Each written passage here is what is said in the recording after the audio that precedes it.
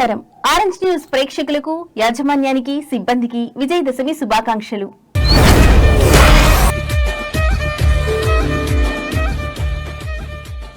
దసరా నవరాత్రులు చెడుపై మంచి సాధించిన విజయాన్ని సూచించే పండగ. ఈ 9 రోజులు దుర్గాదేవి 9 రూపాలైన నవదుర్గలను పూజిస్తారు. చివరి రోజున రావణుడిపై రాముడి విజయాన్ని, మహిషాసురుడిపై దుర్గాదేవి విజయాన్ని గుర్తు చేసుకుని దసరా పండుగను జరుపుకుంటారు. దసరా నవరాత్రి ఉత్సవాలు కొనసాగుతున్నాయి. అశ్వయుజ మాసం పాడ్యమి నుంచి 9 రోజుల పాటు దుర్గాదేవిని 9 రూపాల్లో పూజిస్తారు. 9 రూపాల్లో అమ్మవారిని ఎలా పూజించాలి? శారదీయ నవరాత్రి ఉత్సవాల్లో అమ్మవారి ప్రత్యేకత ఏంటి? దుర్గాదేవి 9 దివ్య రూపాల గురించి ఈ స్టోరీలో తెలుసుకుందాం. ఆశ్వీజ మాసంలో జరిగే శారదా నవరాత్రి ఉత్సవాల్లో దుర్గాదేవిని పూజిస్తారు. అమ్మవారిని 9 రూపాల్లో ఆవాహన చేసి పూజిస్తారు. ఇలా పూజించడం వల్ల ధైర్యం, శక్తి లభిస్తాయని పండితులు చెప్తున్నారు. చెడు ఆలోచనలు తొలగి మంచి ఆలోచనలు వృద్ధి చెంది జీవితంలో విజయాన్ని సాధిస్తారని పండితులు చెప్తున్నారు.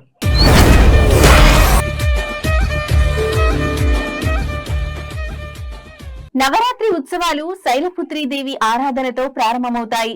అమ్మవారు హిమవంతుడు పర్వతరాజు కుమార్తె కనుక ఆమెను శైలపుత్రి అని పిలుస్తారు.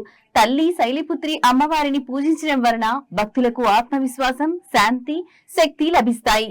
ఈ అవతారంలో ఉన్న అమ్మవారు తెలుపు రంగు శాంతి, పవిత్రత, కొత్త ఆరంభం ప్రతీకగా నిలుస్తుంది. తెలుపు రంగు వస్త్రాలు ధరించడం వలన మనసుకు ప్రశాంతత కలుగుతుంది. శైలపుత్రీదేవి పూజ ద్వారా మన జీవితానికి కొత్త ఆరంభం, ధైర్యం, స్థిరత్వం లభిస్తాయి.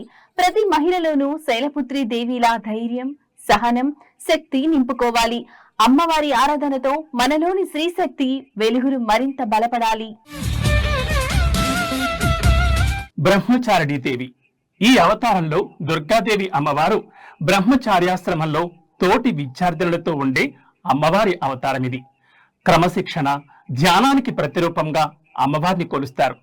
తెల్లని చీర ధరించి కుడి చేతిలో జపమాల, కమండలం, ఎడమ చేతిలో కలశం ధరించి ఉంటుంది బ్రహ్మచారిణీ దేవి. బ్రహ్మ అంటే అన్నీ తెలిసింది అని అర్థం. బ్రహ్మ జ్ఞానం, బ్రహ్మ స్వరూపం. ఇలా బ్రహ్మ అంటే అన్నీ అనే అర్థాన్ని నింపుకుని అన్నీ తనలోనే నింపుకున్నది అని కూడా అర్థం. చారిణి అంటే కదలడం, ఒక పనిలో నిమగ్నమవ్వడం. బ్రహ్మచారిణి అంటే బ్రహ్మచర్యంలో ఉన్నది అని అర్థం.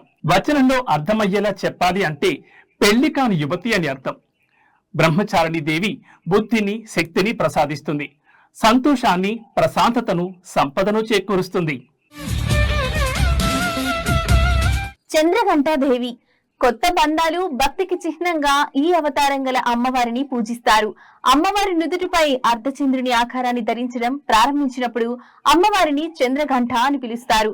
తాను ధైర్య సాహసాలకు ప్రాతినిధ్యం వహించే సింహాన్ని అధిరోహించింది. ఈ మాతకు 10 చేతులు ఉంటాయి. ఒక చేతిలో కమలం పువ్వు, మరో చేతిలో కమండలం, ఖడ్గం, త్రిశూలం, విల్లు, గద, బాణం, జపమాల ఉంటాయి. ఈ తల్లి రూపం వైవాహిక జీవిత ప్రారంభాన్ని సూచిస్తుంది. ఇది కొత్తగా పెళ్లైన స్త్రీ కొత్త సంబంధాలు మరియు బాధ్యతలను స్వీకరించడాన్ని సూచిస్తుంది. కూష్మాండాదేవి. కూష్మాండ అంటే కు అంటే చిన్నది, ఊష్మ అంటే శక్తి, అండ అంటే విశ్వం.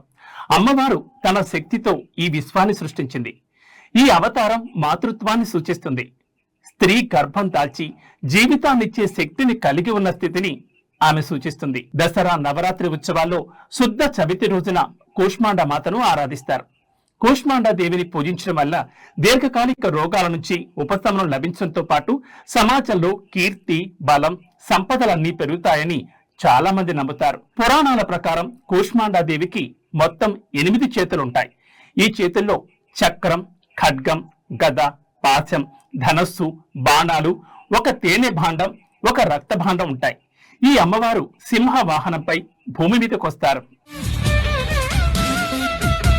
స్కందమాతాదేవి. ఈ అవతారం ప్రేమ, పోషణ స్వరూపంగా భావిస్తారు. ఈ రూపం మాతృత్వం, సంపూర్ణతను సూచిస్తుంది.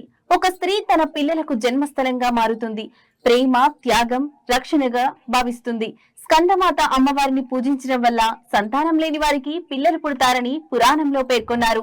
స్కంద అంటే కార్తికేయుడు. ఈ తల్లి దుర్గాదేవి స్వరూపం. కార్తికేయుని తల్లి కావడంతో ఈ స్వరూపానికి స్కందమాత అనే పేరు వచ్చింది.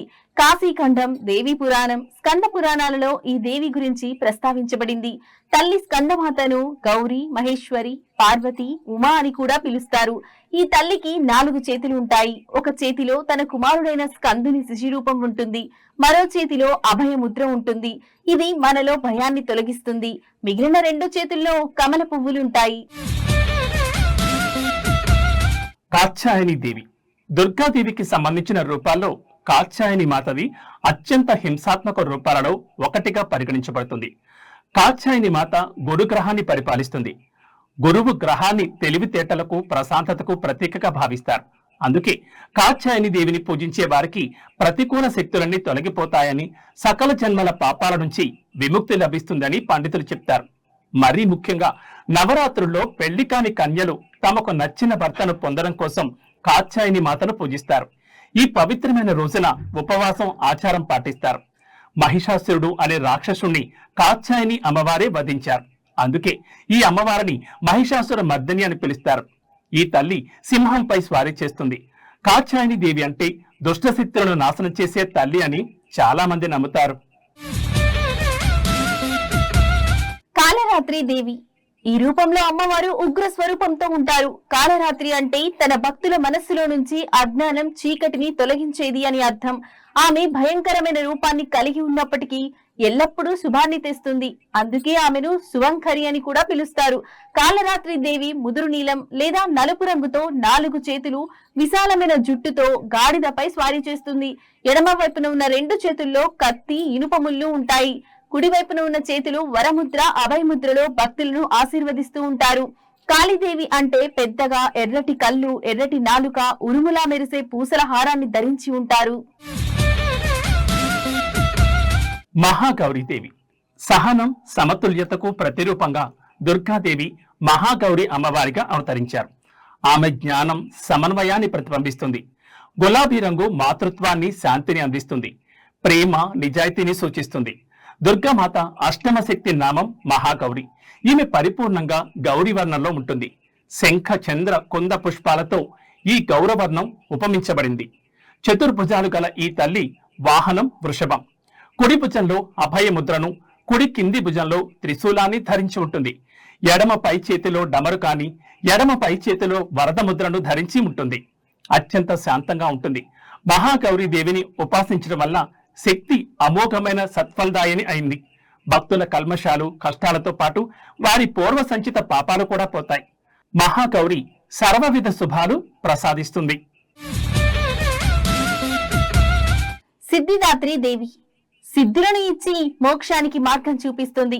సిద్ధిదాత్రి అంటే మనకు శక్తి ఇచ్చేది. ఈ రూపంలో ఆమెను భక్తి శ్రద్ధలతో కొలుస్తారు. ఈ తల్లి తన భక్తుల జీవితంలో నెలకొన్న చీకటిని తొలగించి వెలుగును ప్రసాదిస్తుందని నమ్ముతారు. సర్వవిధ సిద్ధులను ప్రసాదించు తల్లి కనుక సిద్ధిదాత్రి. పరమేశ్వరుడు సర్వ సిద్ధులను ఈ దేవి కృప వలనే పొందాడని దేవి పురాణంలో పండితులు చెప్పారు. ఈమె కుడివైపున ఒక చేతిలో చక్రమును, మరొక చేతిలో గద ఉంటాయి. ఎడమ వైపున ఒక చేతిలో శంఖమును, మరొక చేతిలో కమలము ఉంటాయి. నిష్ఠ, భక్తితో సిద్ధిదాత్రి దేవిని ఆరాధించిన వారికి సకల సిద్ధులు కలుగుతాయని పురాణాల ద్వారా తెలుస్తుంది. దసరా నవరాత్రుల సందర్భంగా అమ్మవారి అవతారాల గురించి తెలుసుకున్నాం కదా. ఈ విజయదశమి అందరి జీవితాల్లో విజయాన్ని తీసుకురావాలని మనస్ఫూర్తిగా కోరుకుంటూ నమస్కారం.